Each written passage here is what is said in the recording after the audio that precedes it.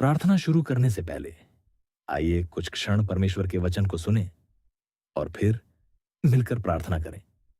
रात हो चुकी है, दिन धीरे धीरे समाप्त हो रहा है। शायद आज का दिन बहुत अच्छा था, या शायद आज का दिन उन दिनों में से था जिन्हें आप जल्दी भूल जाना चाहते हैं। कुछ बातें अच्छी हुई, कुछ बातें गलत हुई, कुछ शब्द आपने सोच समझ कर बोले और कुछ शब्द शायद गुस्से में निकल गए। कुछ लोगों ने आपको हंसाया और शायद किसी ने आपको चोट भी पहुंचाई। लेकिन अब दिन खत्म हो चुका है और इससे पहले कि आप अपनी आंखें बंद करें, एक सवाल अपने आप से पूछिए। आज मैंने अपने शब्दों से क्या बोया? क्या मैंने किसी के जीवन में शांति बोई, हिम्मत बोई, प्रेम बोया, या फिर मेरे शब्दों में शिकायत थी, गुस्सा था, कड़वाहट थी? नीति वचन 18:21 हमें याद दिलाता है कि जीवन और मृत्यु जीव के वश में है। सोचिए, आज आपने कितने शब्द बोले सुबह उठने के बाद से अब तक? हर बातचीत, हर संदेश, हर जवाब, हर शिकायत, हर प्रोत्साहन, हर धन्यवाद, हर मैं तुमसे प्यार करता हूं, हर कठोर शब्द, हर प्रार्थना। हमारे शब्द बीजों की तरह हैं। कुछ बीज हमारे अपने दिल में गिरते हैं, कुछ दूसरे लोगों के दिल में, और बीज कुछ समय बाद फल देता है।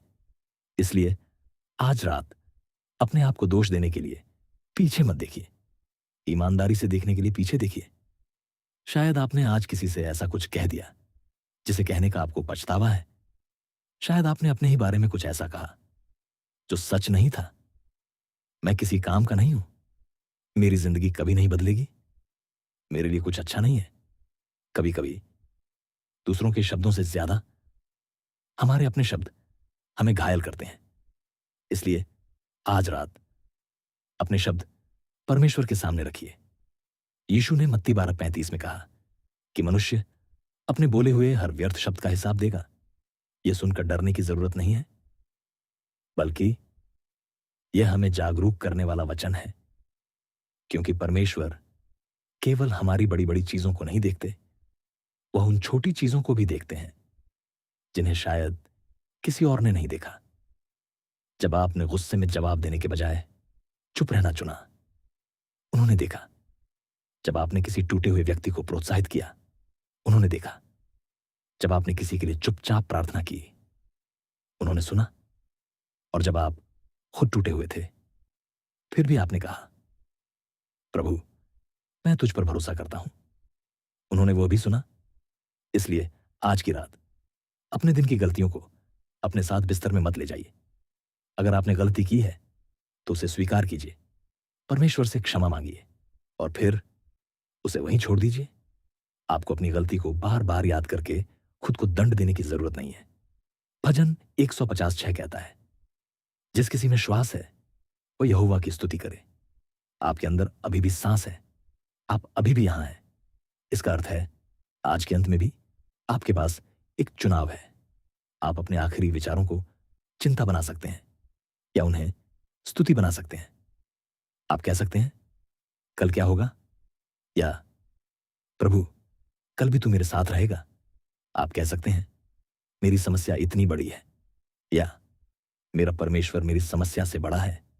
आप कह सकते हैं, मुझे नहीं पता आगे क्या होगा, या मुझे नहीं पता आगे क्या होगा, लेकिन मैं जानता हूं कि तू मेरे साथ है। और यही आज रात हम करेंगे। हम अपनी चिंताओं को दबाएंगे नहीं, हम उनका दिखावा नहीं करेंगे कि सब ठीक है। हम उन्हें परमेश्वर को सौंप देंगे, क्योंकि विश्वास का अर्थ यह नहीं कि आपकी समस्याएं मौजूद नहीं हैं। विश्वास का अर्थ है आप अपनी समस्याओं को अपने परमेश्वर से बड़ा नहीं बनने देते। शायद आज कोई ऐसी बात हुई जिसे आप बार बार अपने दिमाग में दोहरा रहे हैं। किसी ने कुछ कहा, आपने कुछ किया, कोई बातचीत ठीक नहीं हुई, कोई निर्णय गलत हो गया, कोई काम पूरा नहीं हुआ, या शायद आप बस थक चुके हैं, इतने थक चुके हैं कि आपको खुद नहीं पता कि आप किस चीज से थके हैं। तो आज रात अपने मन से कहिए, अब मुझे इसे हल करने की जरूरत नहीं है। हर समस्या का समाधान सोने से पहले नहीं मिलता। कुछ चीजों का समाधान सुबह परमेश्वर के हाथों में छोड़ना पड़ता है। आपका काम हर चीज को नियंत्रित करना नहीं है। कभी कभी आपका काम सिर्फ इतना है, अपनी आंखें बंद करना और भरोसा करना। और अब अगर आप बिस्तर पर हैं तो आराम से लेट जाइए, अपने कंधों को ढीला छोड़ दीजिए, एक गहरी सांस लीजिए और धीरे से छोड़िए। आज का दिन समाप्त हो चुका है। आपको अभी कुछ साबित नहीं करना है, आपको अभी किसी से लड़ना नहीं है, आपको हर सवाल का जवाब आज रात नहीं चाहिए। बस अपने आप को परमेश्वर की उपस्थिति में रखिए और आइए अब मिलकर प्रार्थना करें। हे स्वर्गीय पिता, आज के इस दिन के लिए मैं तेरा धन्यवाद करता हूं, उन सभी क्षणों के लिए जिन्हें मैंने देखा और उन सभी के लिए भी जिन्हें मैंने नहीं देखा। तू पूरे दिन मेरे साथ था। जब मैं खुश था तू मेरे साथ था, जब मैं परेशान था तू मेरे साथ था, जब मैं तुझे भूल गया तब भी तूने मुझे नहीं छोड़ा। पिता, अब मैं इस पूरे दिन को तेरे हाथों में सौंपता हूं। जो अच्छा हुआ उसके लिए धन्यवाद, जो गलत हुआ उसके लिए क्षमा मांगता हूं, जो अधूरा रह गया उसे भी तेरे हाथों में रखता हूं। प्रभु, आज मेरे मुंह से निकले हर उस शब्द को क्षमा कर जिससे किसी को चोट पहुंची। मेरे गुस्से के शब्द, मेरी शिकायतें, मेरी कठोर बातें, मेरी अधीरता और वे बातें जिन्हें मुझे कहना नहीं चाहिए था, मुझे क्षमा कर। और जिन लोगों को मैंने अपने शब्दों से चोट पहुंचाई उनके दिल को भी शांति दे।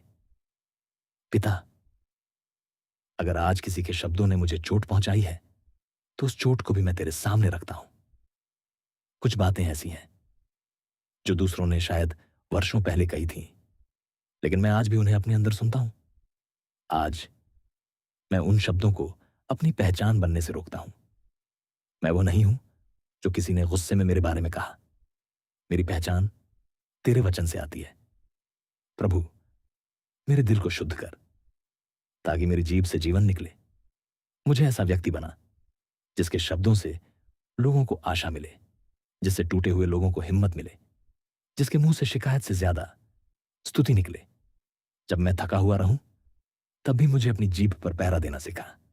जब कोई मुझे उकसाए तब मुझे प्रतिक्रिया देने से पहले रुकना सिखा। जब मैं गुस्से में हूं तब मुझे ऐसे शब्द बोलने से बचा जिन्हें बाद में वापस नहीं लिया जा सकता। और प्रभु, मेरे अपने शब्दों को भी बदल। जहां मैं अपने बारे में नकारात्मक बातें बोलता हूं वहां मुझे तेरी सच्चाई याद दिला। जहां मैं कहता हूं मैं नहीं कर सकता, वहां मुझे याद दिला कि मेरी शक्ति तुझ में है। जहां मैं कहता हूं सब खत्म हो गया, वहां मुझे याद दिला कि तू अभी भी काम कर रहा है। आज रात मैं अपने भविष्य की चिंता छोड़ता हूं।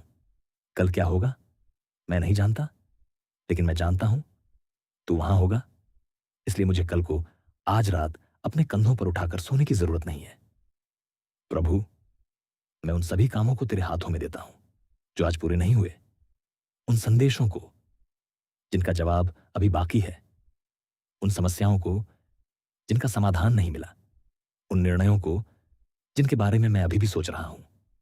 मैं उन्हें छोड़ता हूं, मैं नियंत्रण छोड़ता हूं और तुझ पर भरोसा करता हूं। मेरे मन में शांति भर दे, मेरी सोच को शांत कर, मेरी चिंताओं को शांत कर, मेरे डर को शांत कर और मेरे अंदर अपनी उपस्थिति का एहसास दे। जब मेरी आंखें बंद हों तो मुझे याद रहे मैं अकेला नहीं हूं। पिता, अगर आज मेरा दिल भारी है तो उसे हल्का कर। जहां आशा कमजोर हुई है वहां उसे फिर से जगा। जहां विश्वास डगमगाया है वहां मुझे स्थिर कर।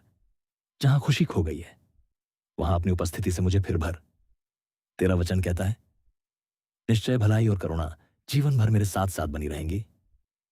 प्रभु, आज रात मैं इसी सत्य को पकड़कर सोना चाहता हूं।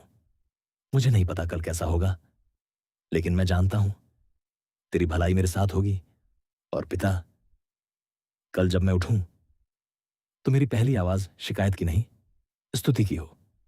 मेरे होठों पर धन्यवाद हो, मेरे मन में शांति हो, मेरी आंखों में आशा हो और मेरे शब्दों में जीवन हो। मुझे ऐसा व्यक्ति बना जो अपने शब्दों से दूसरों को उठाए, जो टूटे हुए को निराश न करे, जो डरने वाले को हिम्मत दे, जो दुखी व्यक्ति को सांत्वना दे और जो हर परिस्थिति में तेरी भलाई को बोलना सीखे। आज रात मैं अपने शरीर को आराम देता हूं, अपने मन को आराम देता हूं और अपनी आत्मा को तेरे हाथों में रखता हूं। मैं अपने सारे बोझ तुझे देता हूं। मेरी चिंताएं, मेरे सवाल, मेरे डर, मेरी गलतियां, मेरा कल, सब कुछ अब मुझे सोने दे, बिना डर के, बिना अपराध बोध के, बिना कल की चिंता के, क्योंकि मेरा परमेश्वर जाग रहा है। जब मैं सोऊंगा तू मेरी रखवाली करेगा। जब मैं कमजोर होऊंगा तू मेरी शक्ति होगा। और जब सुबह आएगी तेरी दया मेरे लिए फिर नहीं होगी। आज की आखिरी बात मेरे डर की नहीं होगी, मेरी समस्या की नहीं होगी, मेरी असफलता की नहीं होगी। मेरे आखिरी शब्द होंगे, धन्यवाद प्रभु, मैं तुझ पर भरोसा करता हूं, तू मेरे साथ है। यीशु मसीह के नाम में आमीन। अब इस वीडियो को बंद करने के बाद आज की रात को अपने ऊपर मत ढोइए। जो हो गया उसे परमेश्वर को दे दीजिए। जो कहा गया उसे भी, जो गलत हुआ उसे भी, जो कल होना है उसे भी। आपको हर चीज आज रात ठीक करने की जरूरत नहीं है। बस आराम कीजिए। परमेश्वर जाग रहे हैं और आप अब विश्राम कर सकते हैं। अगर आज रात आपके दिल में कोई विशेष प्रार्थना है तो नीचे कमेंट में लिखिए, हम आपके लिए प्रार्थना करेंगे। शुभ रात्रि। परमेश्वर की शांति आपके मन और आपके घर में बनी रहे। यीशु आपके साथ रहे।